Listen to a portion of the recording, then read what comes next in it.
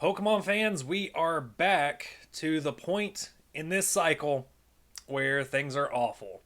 And with the last few videos I've done, you've known that we're heading into a new era of Pokemon. We're kind of leaving Scarlet and Violet, and we're heading back to a type of market or collectible environment that we saw in 2020. In 2020, there were a lot of factors present that also escalated that market, like the pandemic. But now there's not any outside forces. It's just all economic demand. A lot of it is left over from 2020. A lot of people that entered the market and started getting into Pokemon have remained in this fandom. But much like 2020, now here in 2025, we have people jumping onto the fandom that weren't present before. And that's because they are seeing money being made. They are buying into this gambling fallacy. And yeah, you do have to be careful using the word gambling with TCGs, but that is essentially why they're hopping on. They're saying, oh, you can buy a pack of cards for $4 and potentially pull a $1,200, a $1,500 Umbreon. I can get a $500 Pikachu out of a $4 pack. Sure, let's start ripping packs. And it is escalated, but it is also par for the course now. Pokemon moves in cycles of about 5 years. And if you've been part of this fandom for long enough, you realize this. And you realize when it gets like it is right now, you shouldn't buy into it. Although a lot of people are. A lot of people haven't learned those lessons before. A lot of people haven't been around to experience this cycle. And if you don't know what I'm talking about every 2 years, a new Pokemon game will come out. More excitement will come into the Pokemon TCG. They'll make changes within the TCG that makes it more appealing, whether it's new types of cards, new types of holos, new gameplay mechanics. That happens about every 2 years. And about every 5 years, there's an explosion. There will be a peak on that bell curve where lots of people are rushing in, card value spike all across the board, vintage and new stuff. In the more recent cycles, we've seen it skew heavily towards modern sets. Right now, it's Sword and Shield and Scarlet and Violet full art cards are spiking. People go, hey, these are pretty cards. I think they're going to be in demand. I'm going to buy them all. But right now, we are at one of those peaks, or we're entering one of those peaks. And it was the Surging Sparks Pikachu that seems to have kicked all of this off into overdrive, at least. Following that, we've had Prismatic Evolution selling out. We've had sellouts of Battle Partners, or Journey Together, as it's going to be known here in the US. And lots of really shady practices and trends going along with all of these sets. And that's why I wanted to make this video to kind of catalog some observations I've had of behaviors from consumers and people entering the Pokemon scene, or people that have been here a while and are just kind of price gouging the market, and where I see this going in the next couple of years as you get to the next part in this cycle, if these practices continue. Before we start getting into all of these, though, I do want to briefly mention I just got back from a trip to Tokyo. I went around to most of the Pokemon centers in the city, and there's some alarming behaviors I even saw there. The one that stood out the most was that at each one of these Pokemon centers, a lot of product was sold out, not just TCG, but plushes, sleeves, deck boxes, a lot of blank spots in those Pokemon centers, which is very odd. The last time I was there in 2019, full shelves throughout the store. There was pretty much nothing that you could be on the hunt for that wasn't on the shelf at every single Pokemon center. And I think one of the reasons for that is because I was visiting at a time that we're moving into this bubble-like market. Again, I don't think that it's an actual bubble, but we're at the peaks of one of these bell curves, like I said. And at every single Pokemon Center I went to, there were a bunch of American white dudes standing in line to buy out as much TCG product as they would allow. They were walking into the Pokemon Center, going straight to the counter, and just saying, how how much battle partner product can I buy?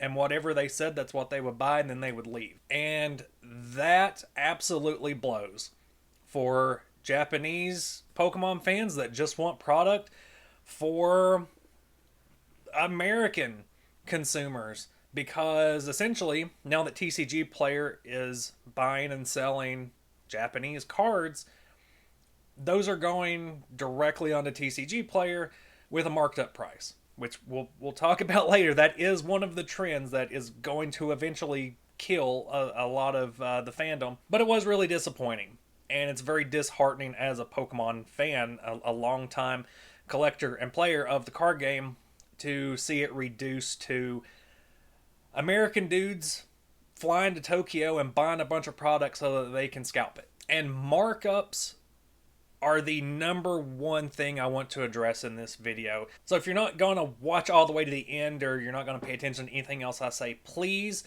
listen to what I have to say about markups. Because again, I've been doing this a long time, and I have worked in places that engage in markups. Your LGS, your big box stores, wherever it is that you see packs, where you see ETBs, they are getting those for wholesale price. They are going to sell them for current market price. And yeah, that's business. That's going to make them more money. But when you have an LGS that is putting profits before its players, before its customers, that LGS is not going to last. Because there's a bunch of them. The town I live in has way more LGSs than it can ever support. That's why they don't last very long. One of the biggest LGSs here got prismatic evolutions from distribution, meaning that they most likely paid $30 to $40 per ETB. They put those on the shelf for $140. That's a lot of markup. That is a dumb amount of money to add to a product with an MSRP of $50 to $55. And they had plenty of product. It wasn't that it was scarce. After they ran that sale on opening day, they still had plenty of product, because people just went, well, why would I go to an LGS and pay $140 when I could just line up at Target and get it for $50 for MSRP? And so it's sending people out to all of these tertiary places like Target and Walmart and Barnes and Noble, and giving money to these big box corporations instead of supporting these local game stores, because the local game stores are engaging in shady behavior, which is marking up the price of a product by $100, not because they have scarcity, but because the overall market determines its price to be that. That is the hype pricing for a product that is going to be reprinted and re-released for the next 9 months. And the LGS purchasers know that. They're choosing to take advantage of that market. And yeah, you're going to get a lot more profit than if you're putting it on the shelf for $55 or $60, which I think is fair. I think that's the fair pricing for it at the moment. But at the same time, you know, like I said, you can't blame them for wanting to make money, but you are going to lose your consumers by doing that. They're going to realize, yeah, if I just wait 6 months instead of buying into the hype, then I can pretty much get this product anywhere. I don't need to go to my LGS. It's going to be readily available elsewhere if I can just wait, if I can be patient. And there are a lot of people that won't do that. There are a lot of people that just for the convenience and because they can't afford it, yeah, they'll go to an LGS and pay $140, $160 for an ETB that's $50 everywhere else. If your LGS is one of the shops that's engaged in this type of price elevation, then don't shop there. Don't pay those prices. Up front, these shops are making more profit because they're elevating the prices. They're taking advantage of the type of market that we're in right now. But in the long term, they're going to lose their customer base. They're going to lose any loyalty that they've earned from players and collectors. The loyalty is what's going to keep an LGS alive. So yeah, there's a lot of money to be made by charging these huge prices, but 2 years from now, when we could quite possibly and quite likely be back to a point in the fandom where booster boxes are $80 again, where shops are selling ETBs for $45 just so they can get them off the shelf. We're going to reach a point where Pokemon is going to dip in popularity. Games, TCG, everything. It has happened over and over and over again. When you get to that point, and you've got a ton of these booster boxes sitting on your shelf, you've got a shelf full of ETBs and other products that there's no interest in, you're either going to have to wait until the next cycle goes through, another 2 to 3 years after that dip, and hope that you can get rid of the product then, or you rely on your loyal customers that are going to come to your shop to play, that are going to come in looking for singles, that will pay $80 for a booster box, that will maybe even pay $100 off of a booster box, even if that's not market value, just because you are their LGS. Engaging in the predatory behaviors right now, you're going to lose that opportunity to have that type of loyalty later. And this plays into the second thing I wanted to talk about in this video, which is wide distribution. What I mean by that is your LGS isn't the only place that you can buy Pokemon products anymore. That market is getting wider and wider and wider because there's profit to be made. There's a reason that Pokemon is showing up at Dick's Sporting Goods, at Five Below, at pretty much anywhere that you can imagine that sells things.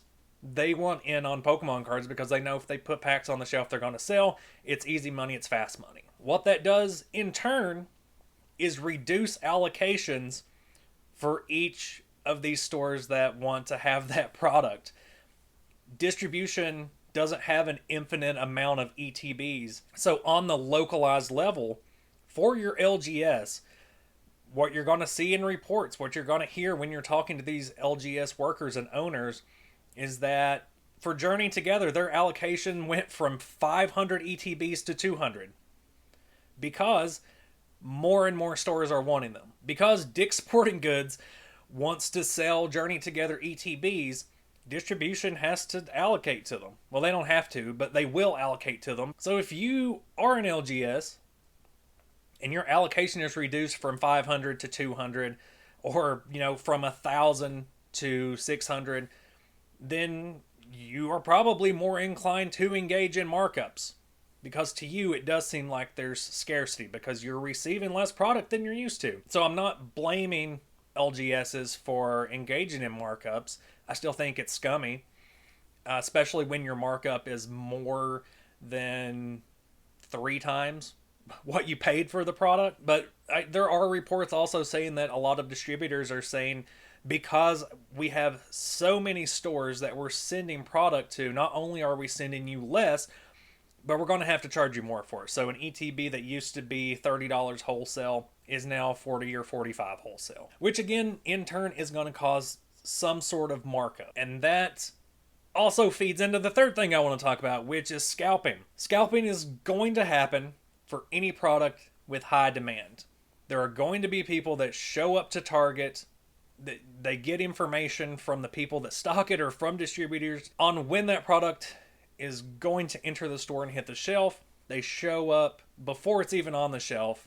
They're just grabbing everything and they're leaving. If the store doesn't place limits on it, the first scalper in there will buy everything. And to me, that's even scummier than the businesses that are marking it, because they can at least rationalize it with, well, we're a business, we have to maximize profits. On an individual level, a scalper is not a business. You are making money from it. You are engaging in a behavior that is profitable, but you don't have a store to lose. You're not risking anything when you're just buying a bunch of product, knowing, guaranteed, that it's going to resell. Because a business dealing with a distributor has to buy a lot of product that they know is going to sit on the shelf.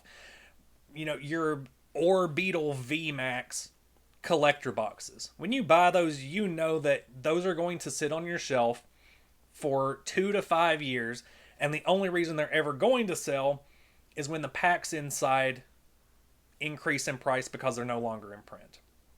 A scalper doesn't have to deal with that. They don't have to deal with the cost of leaving product on the shelf because they are immediately flipping those items and getting rid of them. And you may think, well, I'm not a scalper, so I'm not part of the problem. If you're buying product for elevated pricing, then you are part of the problem. And I'm not trying to target anyone that is engaged in scalping because they want the product for themselves. I've probably accidentally done it just by buying product that I want on my shelf at a higher price because I don't think that price is ever going to go down. I have been part of that problem before. There are times I've gone into a Walmart and seen that they have 10 Evolving Skies ETBs on the shelf, and it would have been very easy for me to just buy all 10 of those, resell the 8 that I don't intend on keeping, and making a big profit. But instead, I just go, hey, I actually want to leave 8 of these on the shelf for someone that wants to put them on their shelf. I would rather do that than make a profit. But if you are jumping onto TCG Player and you have FOMO and you're buying a Prismatic Evolutions ETB for $150, then you just don't understand this market. You don't understand this fandom. And it's not your fault, but you are part of the problem. And it can take some time. You have to gain some financial literacy, some literacy in the fandom to understand what's going on. And that's part of the purpose I try to make these videos, is understanding that the interest in Pokemon fluctuates so much from year to year. And like I was talking about in those 5-year cycles, we're kind of right in the middle. And 2 years from now, it's going to look very different. 2 years from now, whatever new products are coming out, they're not going to be $150 for an ETB. 2 years from now, we're going to be beyond Scarlet and Violet, and the demand for Scarlet and Violet will increase again. We see this block over block. Sun and Moon was dirt cheap until we got to the end of Sword and Shield, and people were like, oh yeah, actually Sun and Moon had great products. What are we doing? They're out of print.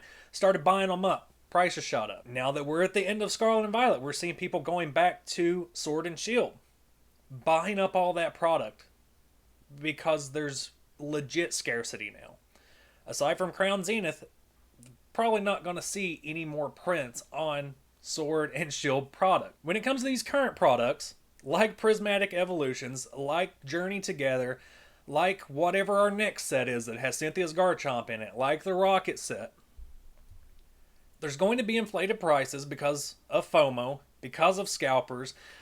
Because of scalpers and FOMO, we're going to see markups because of wide distribution. When you go into a Barnes & Noble, you're going to see empty shelves. When you go to Dick's Sporting Goods, to Target, you're going to see empty shelves. Unless it's Lorcana, there's fucking Lorcana all over the place. They're printing way too much of that card game. But just because it's available in more locations doesn't mean that there's more product. And it's just going to be a waiting game because eventually there will be a flooded market. There's going to be so many people buying Prismatic Evolutions, so many people opening Prismatic Evolutions. Again, we have a 9-month printing window minimal. And this could be a set that the Pokemon company just goes like, oh yeah, we're going to print it into the ground. They have done that with sets before. Looking back at Shining Fates.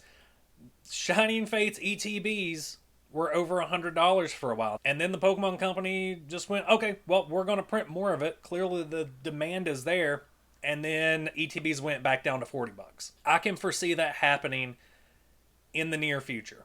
Within the next year, I think the Pokemon company is going to get to a point where they go, hey, Prismatic Evolutions, Battle Together, Rocket, all of these popular sets that we've had, if we print more, they will still sell. They don't care about the secondary market. I would like to reiterate that. The Pokemon company does not care about the secondary market. They don't make money from the secondary market. The secondary market does increase demand for their products, but those are products that are already printed, already sent to distribution, already allocated to stores. They're not going to get anything extra from that. If the demand stays there and they want to make more money, which generally they do, then they'll print more. They own the printers now. That's something I have to keep saying in all these videos.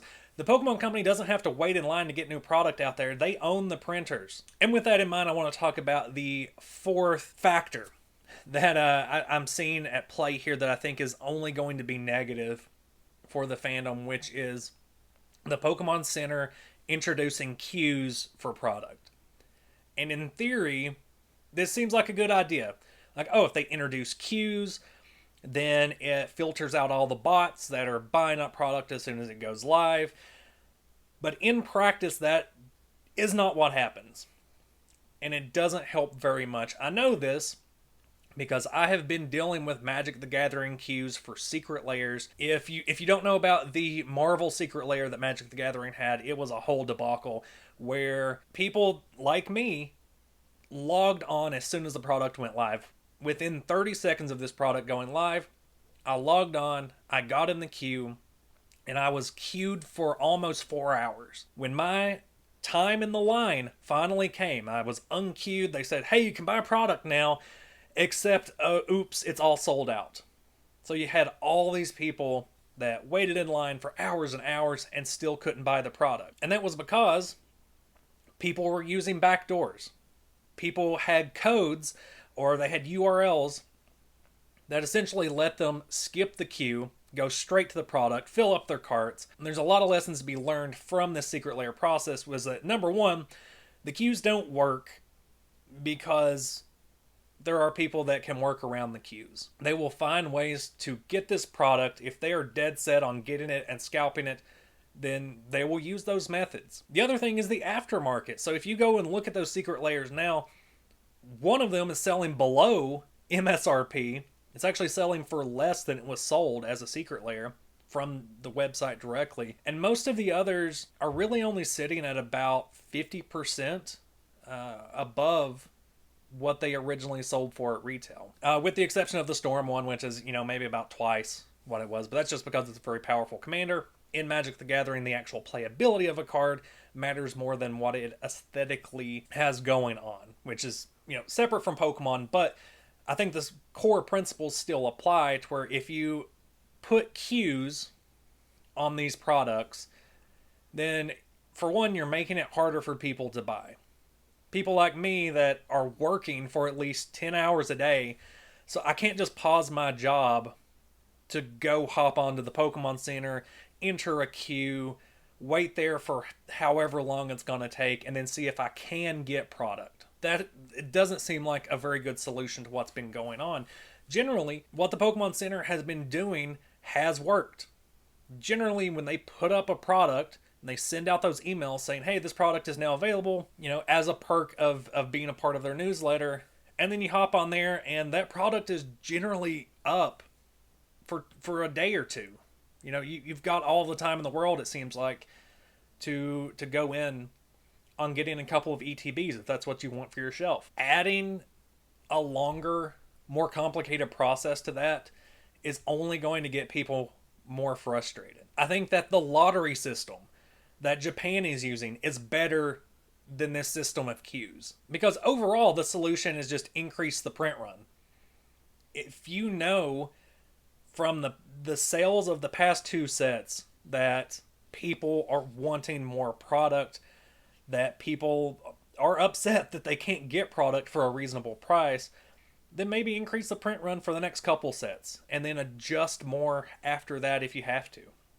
We've seen the Pokemon Company do that before in the Sword and Shield era, where Vivid Voltage comes out, where Fusion Strike comes out. They go, wow, actually people wanted a lot more of this product than we thought. Not only are we going to reprint that product, we're going to increase print runs for the next couple of sets. And that's not what we've seen in Scarlet and Violet. In Scarlet and Violet, it's been more like we printed a ton of base set, we printed a ton of Paldea Evolved, we printed a ton of Obsidian Flames, and a lot of that product is still sitting on the shelf. People don't seem as interested in that product, but then they keep printing more and more of the next sets, which in the long run has turned out to be a good practice because now people are going back and buying Scarlet and Violet base set. People are going back and buying more Obsidian Flames because the prices of the cards inside have become inflated. And so overall that was a good practice, but now we're at a point where you put a big shiny Pikachu in a set. You should have known that you could print twice as much of this product and it's still going to sell. You put another Umbreon in a set. You put all the evolutions in the same set. You should have known you can print twice as much of this. And they probably are. They probably are going to print much, much, much more of your Pikachu set, of your Eevee set, of your Lily set, of your Cynthia set, of your Rocket set. All of these sets are going to see print for a long time until the Pokemon Company is ready to shift gears and go into whatever the anniversary Gen 10 game is going to be. Until they are ready to go all in on that, they're gonna keep making money from what they have available, which is this post Scarlet Violet block string of sets that are going to be very popular. And that's why I keep saying we are at the peak of a bell curve, but we are not in a bubble, because these products are never going to become less popular than they are. The demand isn't going to go down. The only thing that's going to correct the market is either for people's behaviors to change, which I have zero faith that that is going to happen, or you increase demand so that all the people engaging in these behaviors are able to spend all the money that they have on what's available. And the reason I don't feel like any of the behaviors are going to change is not only based on past patterns, but on these emerging patterns. And the big one I want to talk about is the fifth pattern or factor of behavior that is contributing to this insane market right now is rip and ship. It's a relatively new phenomenon. We had it in 2020 during the last peak, and I feel like it's only grown since then, where people love it. People like to watch streams. They love to watch people open packs and receive cards for it. I've never understood it from a consumer level.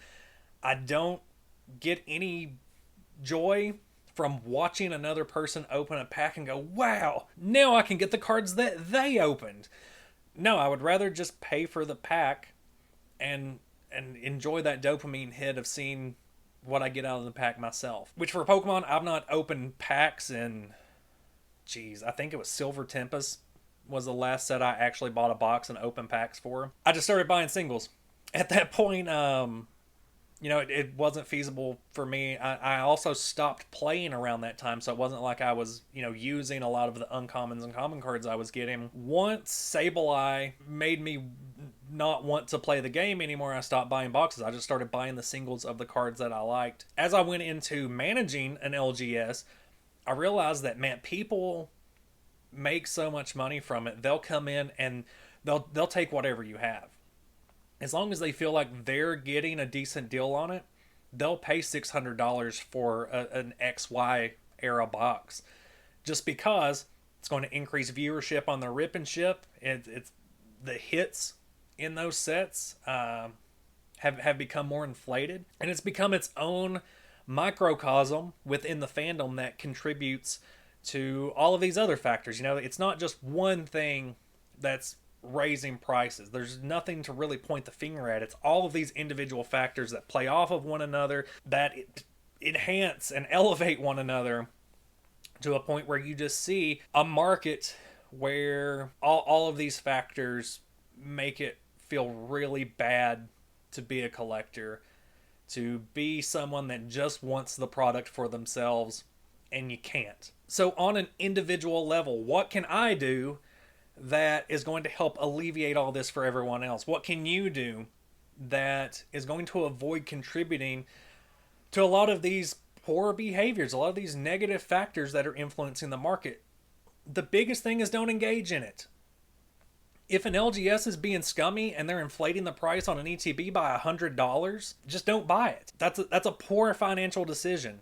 That is using zero insight about the fandom, about the market, on a product that's going to be reprinted. When the Pokemon Company has already announced we're going to reprint Prismatic Evolutions, don't walk into an LGS and pay $140 for a box. Just wait it out. If you really want the product, you're going to be able to wait it out, or try to find it somewhere at a fair price. Walk into a Barnes & Noble just to see if you can find it. Put in a little extra work if you want it for the MSRP.